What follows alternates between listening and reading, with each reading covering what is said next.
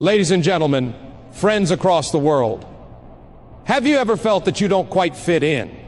That no matter how much you try, you walk a path that feels different? People misunderstand you, question you, sometimes even mock you. You wonder, why can't I be like everyone else? Let me tell you tonight, maybe, just maybe, it's because you were never meant to be like everyone else. There is a mark upon your life, invisible to the world but undeniable to heaven. When God calls, He doesn't call the crowd, He calls the chosen. And those who are chosen, my friends, are marked by God as different from the beginning of time. The Lord has been in the business of setting people apart. Noah, who built an ark when the world mocked him. Moses, who stood before Pharaoh with nothing but a rod and a word. David, a shepherd boy overlooked by his family, but handpicked by God to be king. Every single one of them carried that same sign, the divine mark of difference. But let me tell you something that the world won't. Being chosen doesn't always feel like being blessed. It can feel lonely, it can feel heavy, it can feel like walking through fire while everyone else walks through flowers. But oh, that fire, that refining fire, it doesn't destroy the chosen, it purifies them. You see, when God marks you, He separates you. He removes you from where you were comfortable so He can place you where you'll be fruitful. He closes doors not to punish you, but to protect your destiny. He takes away people not to leave you alone, but to make space for His purpose.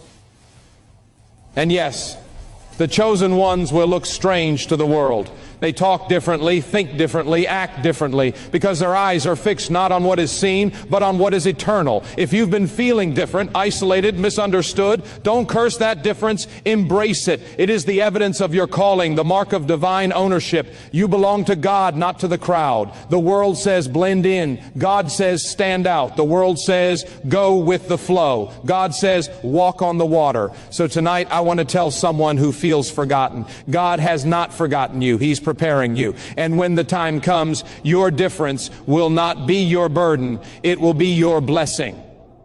You are not random. You are not rejected. You are chosen, marked by heaven. Different.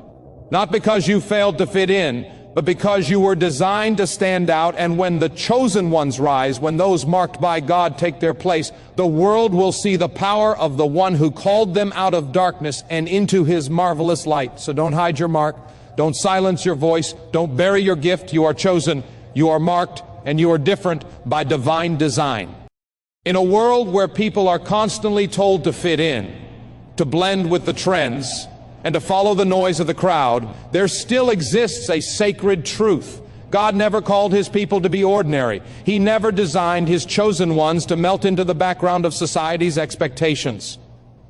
From the beginning of creation, the hand of God has been marking certain lives with a divine identity, a calling that makes them stand out even when they wish they could disappear.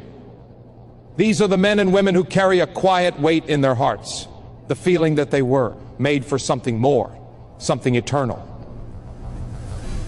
May not understand it at first, but deep within their spirit, there's a whisper that tells them, you are not like everyone else. That whisper doesn't come from pride or arrogance, but from heaven itself, reminding them that their identity is not defined by the world's applause, but by God's purpose.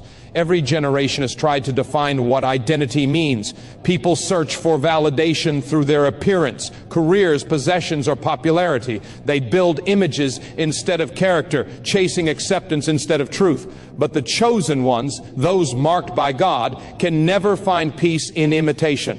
No matter how hard they try to walk in step with the world, something within them always resists. It's not rebellion, it's recognition. Their soul knows its true owner. It knows that there's a divine fingerprint upon their life that cannot be erased by the trends of culture or the opinions of others.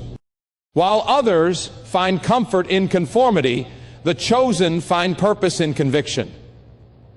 When you are chosen, your difference is not a defect, it's a divine signature. God Himself placed something within you that refuses to settle for less than His calling. That's why ordinary life feels too small. Why compromise leaves a bitter taste. Why you can't find satisfaction in the shallow things that seem to satisfy everyone else. You were never created to fit into a world that does not recognize the one who made you. You are not a mistake in the crowd. You are a message in motion. The mark of heaven is upon your spirit, and it calls you to walk in a way that may seem strange to the world, but is sacred to God. This is why the chosen often walk lonely roads. It's not because they are unloved or unwanted, but because they are being prepared. The crowd walks the wide road of convenience, but the chosen walk the narrow path of purpose. That path strips away distractions and forces them to discover who they truly are in God. Sometimes that discovery hurts. It means losing friends, changing directions, or saying goodbye to comfort. But it also means stepping into the truth of who you were meant to be. The chosen ones understand that they don't need the world's approval when they already carry heaven's anointing. Look through history and you'll see it again and again. God's chosen have always been different. Noah built an ark when the sky was clear. Abraham left his homeland for a promise he couldn't see. Esther stood before a king when her life was on the line. These were not ordinary people living ordinary lives. They were marked individuals walking in divine identity. They didn't fit in because they weren't supposed to. The difference you feel inside is not a curse, it's confirmation. It means God has placed a divine assignment within you that requires you to be set apart.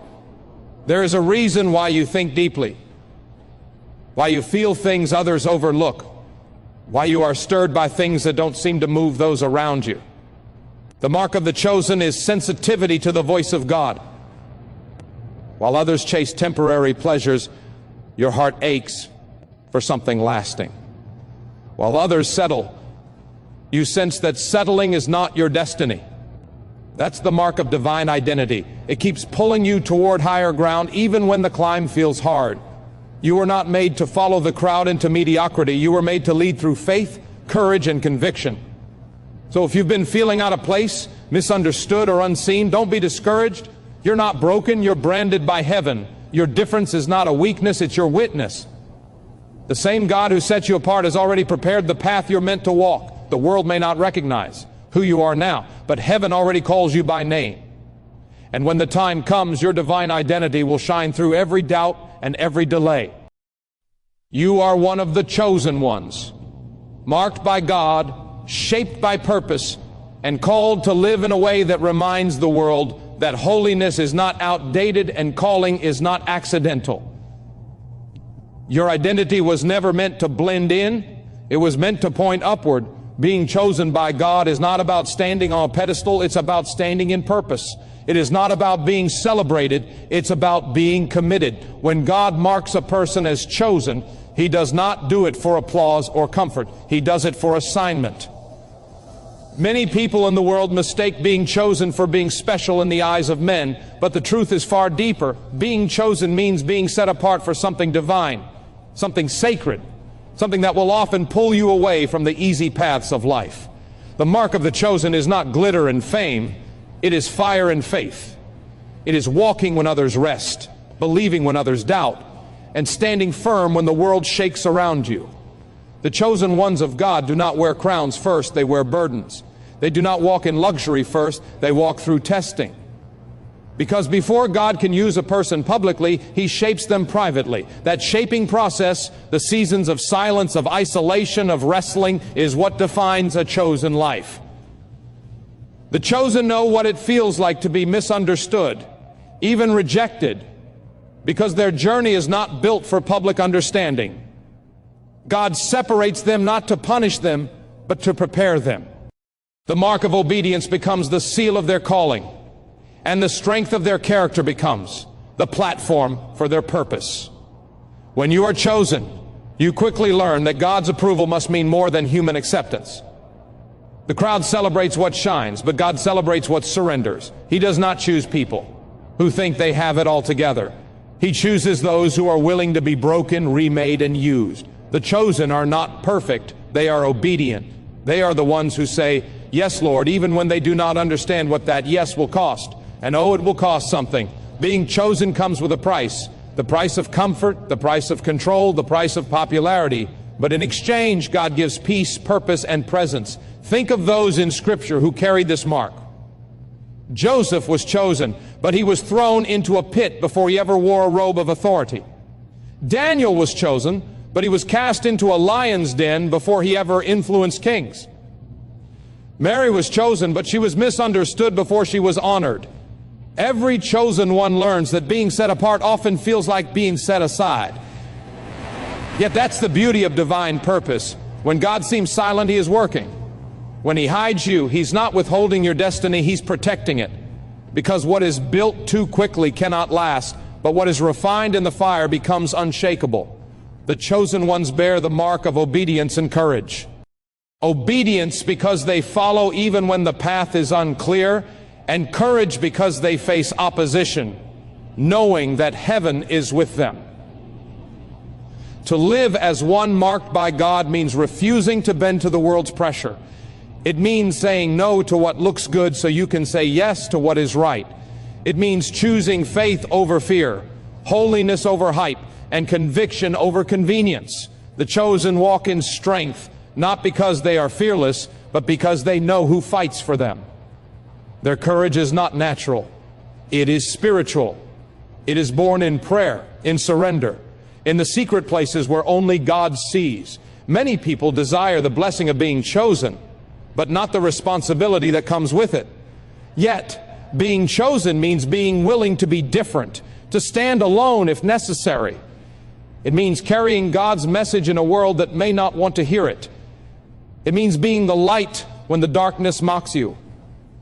But even in that resistance, the chosen ones find strength because they know their calling is not built on applause but on assignment. The mark they carry is invisible to the eye but unmistakable to the spirit, a deep burning conviction that says, I was made for something more than this world. To be chosen is to live surrendered. It's to wake up every day and say, God, use me, not for my glory but for yours. The chosen don't chase platforms, they build altars. They don't seek recognition, they seek revelation. Their lives speak not of success, but of significance. The world may not understand their sacrifices, but heaven records every act of faith, every step of obedience, every tear shed in trust. So if you feel called to something greater, don't envy the comfortable. They are where they belong. But the chosen, they are being stretched, shaped, and strengthened for something eternal. Don't run from the process. Don't despise the season of refining. The mark of the chosen is not ease, it is endurance. And when the time comes when purpose meets preparation, the world will see what God was doing all along, raising a life not built for comfort but for calling. The chosen are never ordinary because their steps are ordered. Their lives tell a story not of status but of surrender. That is the mark of a life truly set apart. Every chosen one must walk through a season of fire before stepping into their moment of glory. It is a divine law written into the journey of purpose. The fire is not a sign of rejection, it is a sign of refinement. It is God's way of proving, purifying, and preparing those he has marked for something greater. Before the gold shines, it must pass through the furnace. Before the diamond sparkles, it must endure the pressure. And before a chosen one fulfills their calling, they must face the fire that tests what they are truly made of. The fire is not meant to destroy, it is meant to define. It separates what is temporary from what is eternal, what is shallow from what is strong. When God chooses someone, he does not hand them glory on a silver platter. He takes them through a process that shapes their soul and strengthens their faith.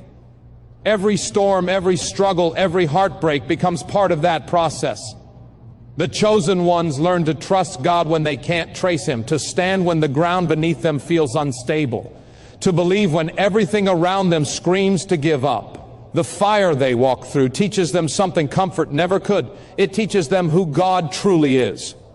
When the chosen are in the fire, they discover that he is not only the God of the mountaintop, but also the God of the furnace. Look at the lives of those who came before. Joseph was chosen to lead, but first he was betrayed, imprisoned, and forgotten. David was anointed as king, but first he ran for his life through caves and deserts. Daniel was destined for influence, but first he faced the flames of persecution. The fire did not cancel their calling, it confirmed it. The heat only revealed what was already in them: faith, endurance, and courage. Every chosen one learns that before the crown comes the cross, before the victory comes the valley. The fire is the bridge between the promise and the fulfillment, between calling and completion. And yet, it is in that very fire that the chosen ones find intimacy with God. The fire strips away distractions, pride, and self-reliance until all that remains is pure dependence on Him. When everything else burns away, what remains is character. That's why the chosen are never destroyed by the fire. They are defined by it. What others see as loss, they learn to see as preparation. What others call failure, they recognize as formation. Because they know that God never wastes a trial, He transforms it.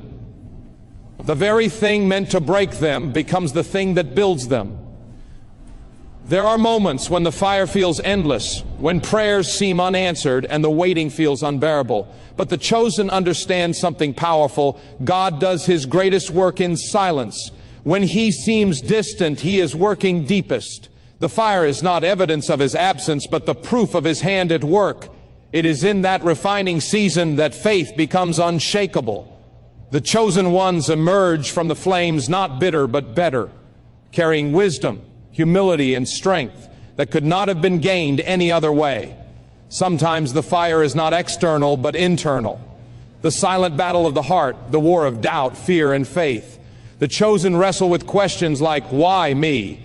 And when will it end? But through every tear, every sleepless night, and every moment of weakness, God is shaping something sacred inside of them.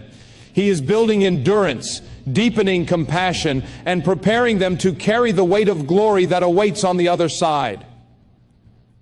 The chosen learn to praise in pain, to worship in waiting, and to trust when they cannot see. That is the strength the fire produces, not just faith that speaks, but faith that stands. And when they finally come out of that fire, they don't come out empty. They come out glowing with the light of heaven, carrying authority and testimony. The fire that was meant to burn them becomes the proof of their calling. People look at them and see resilience, wisdom, and peace, but they don't see the nights of crying, the prayers whispered through pain, or the courage it took to keep believing. Only those who have walked through the fire understand the power of being refined by it. So if you find yourself in the fire today, do not fear. You are not forgotten. You are being formed. God is not finished. He is fortifying you. The heat you feel is the touch of His hand shaping you into a vessel that can carry His glory. The chosen always face the fire before the victory because only the refined can handle the reward. The flames may rage, but they will not consume you. They will consume everything that was never meant to stay. And when you emerge, you will carry a faith that cannot be shaken, a purpose that cannot be stolen, and a strength that cannot be explained. That is the power of the fire before glory. It turns ordinary souls into chosen vessels of God. You were never meant to blend into the crowd. Your difference is not an accident, it's divine design. Every thread of your being, every part of your story, every quirk, gift, and weakness has been crafted by the hand of God for a reason that reaches beyond what you can see. When God made you, He did not make a copy. He made a calling. He placed in you something unique that no one else carries. And though the world often tries to mold you into its image, heaven keeps whispering, "You are mine, and I made you different." That difference is not something to hide, it's something to honor. Because the moment you begin to embrace what sets you apart, you begin to walk in the purpose for which you were born. Too often, people spend their lives trying to fit into places that were never built for them. They shrink to be accepted, silence their convictions to be liked, and compromise their faith to feel included. But those who are chosen soon discover that no amount of fitting in can quiet the pull of divine distinction. The discomfort you feel when you try to blend in is not rejection, it's revelation. It's the Spirit of God reminding you that you were not created to be ordinary. The chosen are always called to higher ground. And though that calling may separate you from the crowd, it connects you more deeply to your Creator. Being different by design means that everything about you has purpose, even the parts that confuse you. Your sensitivity, your vision, your restlessness, your passion. These are not flaws to fix, but signals of your assignment. God wired you a certain way because He intends to use you in a certain way. The way you think, the way you feel, the way you see life, all of it is part of a divine blueprint that was written long before you were born. Sometimes that difference makes life harder because people don't always understand what they can't categorize. But understand this: if people can easily define you, then you're probably living below your divine design. The world celebrates sameness because it feels safe, but God celebrates distinction because it reveals His creativity. He never repeats Himself. Every person He calls carries a unique expression of His image. That's why comparing yourself to others only blinds you to your own beauty. You cannot walk in someone else's purpose and fulfill your own. The chosen ones know that authenticity is their greatest power. They are not distracted by imitation because they understand that imitation kills anointing. God does not anoint copies, He anoints originals. And if you are marked by Him, your difference is your divine signature. Sometimes that difference isolates you. You may find yourself walking alone, misunderstood, or even criticized. But that's how God works. He pulls His chosen ones away from the noise so they can hear His voice. Think of Moses, raised in Pharaoh's palace, yet never truly belonging there. Think of Joseph, who dreamed differently and was despised for it. Think of Jesus Himself, who was rejected by those He came to save. Each carried something the world could not comprehend, a heavenly design that could not fit into an earthly box. So don't be surprised when your path looks nothing like the crowd's. Your story was written by a different author. Your difference is not meant to make you proud, it's meant to make you purposeful. God did not make you distinct so you could stand above others, but so you could serve them in a way only you can. Your compassion might be someone's healing. Your creativity might be someone's hope. Your courage might be someone's inspiration. The world doesn't need another echo, it needs a voice. And the chosen ones are those voices that rise when the world goes silent, carrying truth that challenges, love that restores, and light that cannot be dimmed. Embracing your divine design means trusting that even what you see as weakness has purpose. Maybe you've asked God why you're so emotional, so intense, so bold, or so quiet. But every trait, every tendency, every tear has meaning. God weaves all of it into your calling. What looks like limitation is often preparation. The very thing that made you feel out of place might one day be the reason you change someone's life. That's why the chosen never apologize for who they are. They refine it, surrender it, and let God use it. So stop trying to erase the parts of you that make you different. Stop trying to fit into a world you are called to transform. You are different by design, called to carry something heaven sent, born to reflect something eternal. When you begin to accept that truth, you'll stop chasing validation and start walking in vision. You'll realize that being different was never your disadvantage. It was your destiny. The mark of the chosen is divine distinction, and the moment you stop running from it is the moment you start fulfilling it. You were not made to blend in. You were made to stand out, to shine, to show the world what happens when heaven's design walks the earth. The world today is filled with imitation. Everywhere you look, people are copying trends, following voices, and shaping themselves to fit the image that society celebrates. But when God calls someone, He calls them to rise above imitation and walk as an original creation of His power and grace. The chosen ones are not called to echo the world, they are called to enlighten it. They are placed in the darkness not to blend in, but to shine. The world does not need more of the same. It needs men and women who are marked by heaven, who carry light in their hearts and truth in their steps. When the chosen ones rise, darkness has no choice but to tremble, because the presence of divine purpose always drives out the shadows of confusion and fear. Being a light in the dark is not an easy calling. It takes courage to stand for truth when lies are popular. It takes faith to stay pure in a culture that rewards compromise. It takes love to be kind in a world hardened by bitterness. But that is the life of the chosen. They reflect the light of the one who sent them. Their power does not come from position or prestige. It comes from the fire of God burning within them.